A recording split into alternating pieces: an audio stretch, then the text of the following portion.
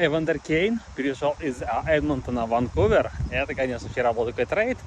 Да, дали 4-й раунд этого драфта следующего года. Или этого года, уже не помню. Неважно. Короче, с одной стороны, прикольно.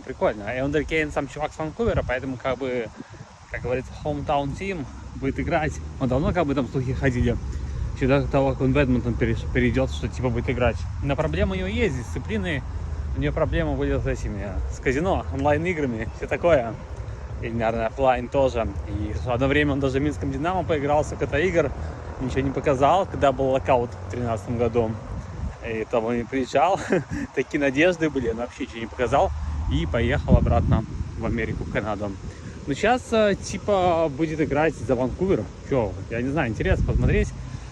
Вроде как Бессер не собирается продлевать контракт с Ванкувером, хотя он предлагает хороший контракт, типа на 5 лет по 8 лямов за год, что типа, блин, прикольно, учитывая, что Бессер все-таки хороший игрок, и мне нравится, как он играет, но он очень ограниченный довольно-таки. У него, например, скорости нету, ну, у него так очень хорошее голевое чутье, бросок хороший, да, но он такой довольно ограниченный. Но в Миннесоту поедет домой тоже, что-то все домой захотели куда-то, на свою родину. Поэтому нормально. То, что Кейна подписали, многие недовольны, но я считаю, что такой силовой форвард нужен. Понятно, что это, блин, нужно укрепляться, усиливаться другими форвардами. Это не решение всех проблем, мягко говоря. Но, тем не менее, пусть поиграет. Будет видно в этом сезоне, что-то как будет.